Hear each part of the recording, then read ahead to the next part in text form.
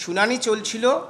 মাননীয় বিচারপতি বললেন যারা টেন্টেড আছেন এসএসসি 2016 প্যানেলের তাদেরকে 7 দিনের মধ্যে, আগামী 7 দিনের মধ্যে এসএসসির অফিসিয়াল ওয়েবসাইটে তাদের নাম প্রকাশ করতে হবে।